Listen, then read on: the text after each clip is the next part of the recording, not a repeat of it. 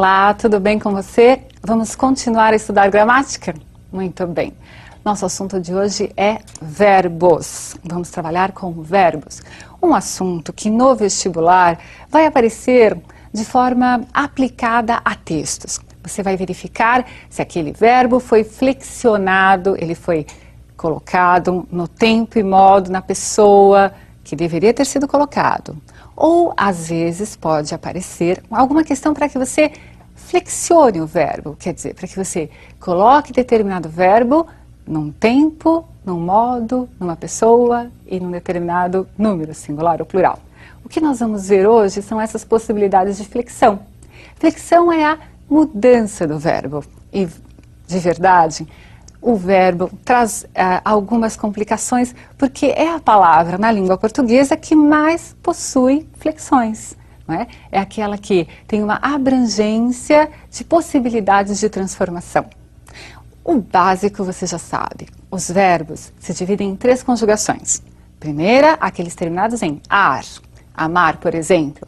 Segunda conjugação, aqueles terminados em er, não é? Então, vender, por exemplo.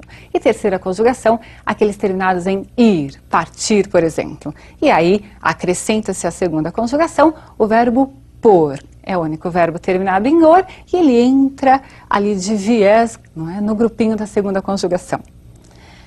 Você vai perceber que nessas flexões, né, há verbos que são regulares e irregulares, e essas transformações verbais, os regulares e irregulares, nós veremos numa próxima aula.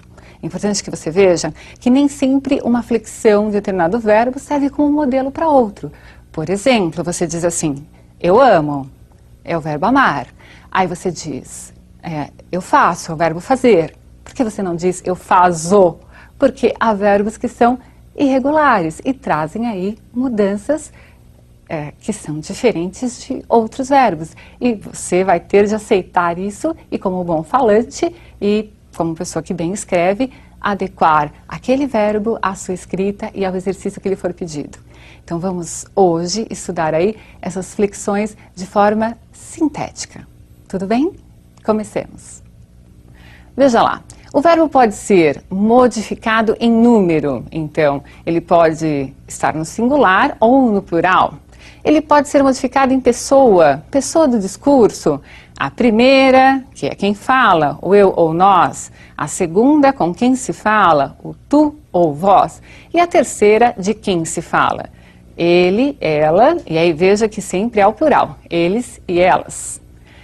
Tempo. O verbo pode ser flexionado em tempo. Basicamente, os tempos são presente, pretérito e futuro. Outra flexão é a de modo, veja lá, modo indicativo, subjuntivo, imperativo e coloquei também aí as formas nominais.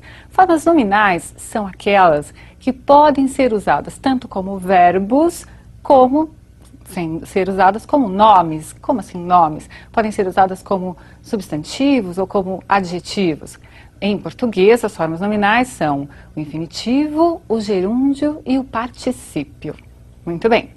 Outra flexão é a flexão de voz. Então, nós podemos ter o verbo na voz ativa, voz passiva e voz reflexiva.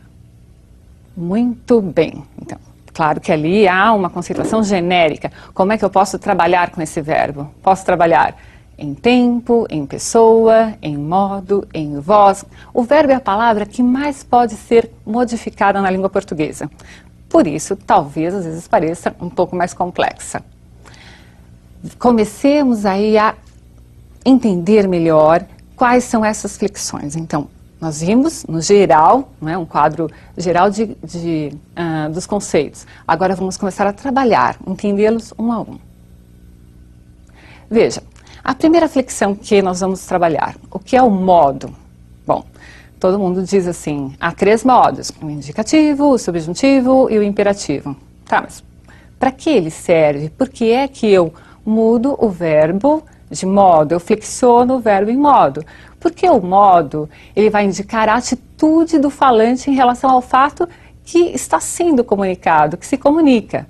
Então veja lá, o modo indicativo refere-se aos fatos, considerando que eles ocorreram, que eles ocorrem e ocorrerão. Ou seja, o falante em relação ao fato, quer que se tenha essa ideia de que ele ocorreu, o fato, de que ele está ocorrendo ou de que ele virá a ocorrer. Entenderam isso? Então, eu só vou usar o modo indicativo quando houver aí uma certeza, não é, de que o fato ocorreu, ocorre ou ocorrerá. O exemplo, eu comprei aquela roupa. Está naquele tempo que você já conhece, que é o pretérito.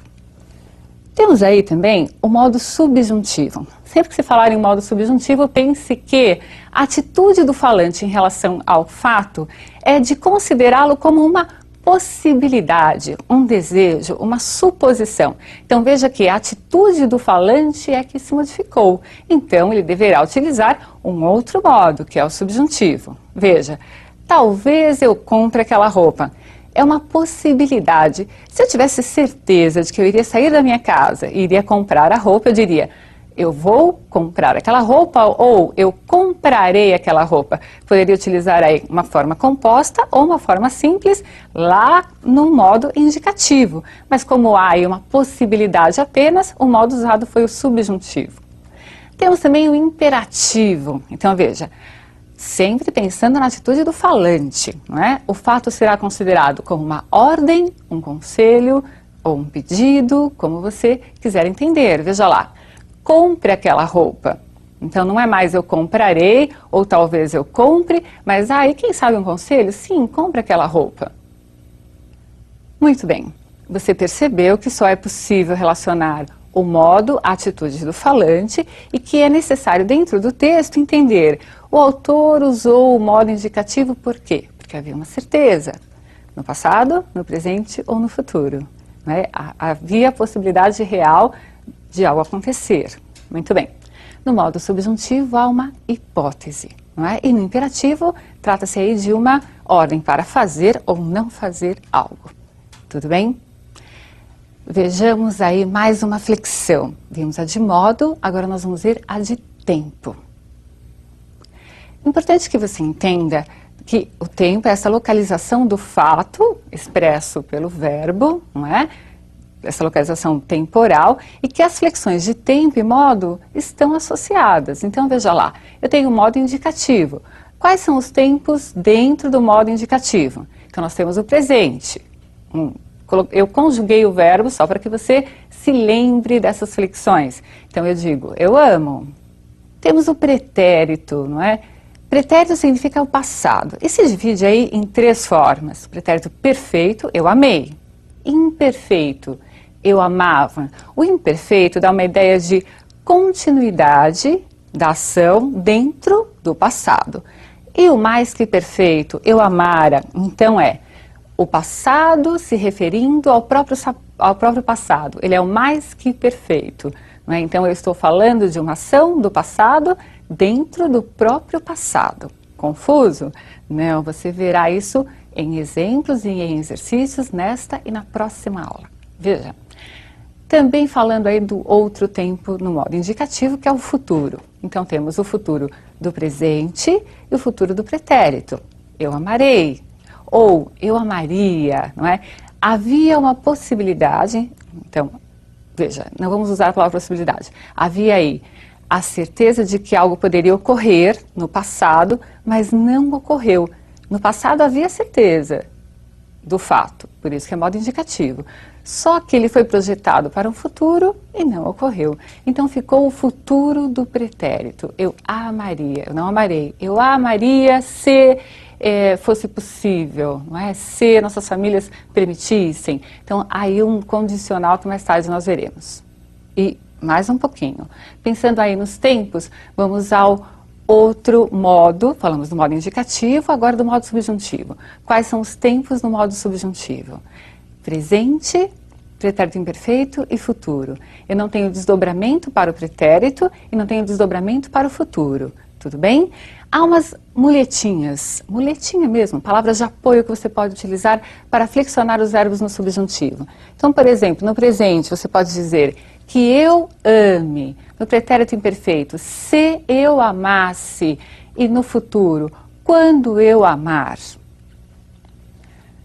Entendeu? Então, tempo está relacionado a modo. Eu preciso verificar tempo e modo para saber se ele está adequado ao contexto.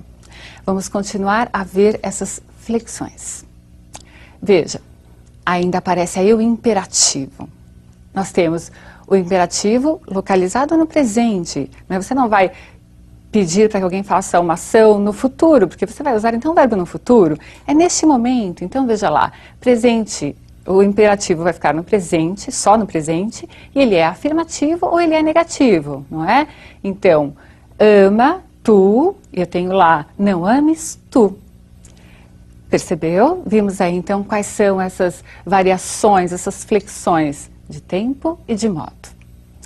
Nós vamos ver agora outra flexão que é própria do verbo, que é o chamado aspecto verbal, muito importante no vestibular. Veja lá, alguns aspectos verbais. O que significa aspecto verbal? Significa que, às vezes, o verbo está em determinado tempo e modo, mas ele tem um sentido diferente do que quer expressar aquele tempo e modo. Por exemplo, pense aí nos mandamentos divinos. Se diz, não furtarás.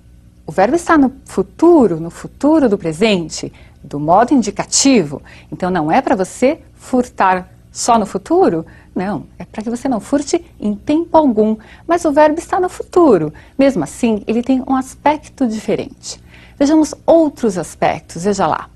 Habitual ou frequentativo. Não importa o tempo ou o modo, você vai perceber que o verbo vai expressar hábito ou frequência. Ele chegava por volta das 9 ao trabalho, das 9 horas ao trabalho. Então, o verbo está no pretérito imperfeito, mas ele está indicando um hábito, sempre ocorre daquela forma. Vamos a outro aspecto. Inceptivo ou incoativo. Essas palavras já indicam o início do processo verbal. Então veja, ele começou a perder a paciência. O verbo está no pretérito, é o pretérito perfeito do indicativo, e mesmo assim eu estou me referindo a um processo verbal que está no início. Eu poderia colocar o verbo no presente até, e ter essa mesma ideia de início. Por exemplo, ele começa a perder a paciência. Eu teria verbos em tempos diferentes, mas com o mesmo aspecto. Conclusivo ou cessativo, veja, expressa um processo que já foi concluído. Terminei a minha graduação. Aí eu tenho o pretérito perfeito e percebo claramente essa ideia de cessar. No vestibular, você precisa interpretar como esse verbo vai estar aparecendo. Então veja lá, cursivo ou progressivo, expressa um processo que se prolonga no tempo. Eu vivo com dor de cabeça. Vivo é um verbo no presente, mas o aspecto dele é de algo que sempre está ocorrendo. Não é só hoje que eu estou com dor de cabeça, eu estou sempre, então eu vivo com dor de cabeça. Então, o aspecto é aquele significado que o verbo vai adquirir dentro do contexto. Isso é cobrado sim de você no vestibular, pode ter certeza. Você entendeu os tempos, você relembrou dos modos, viu para o que servem e viu aí quais são os aspectos verbais. Continuaremos a estudar esse assunto na próxima aula. Tudo bem? Um grande abraço para você.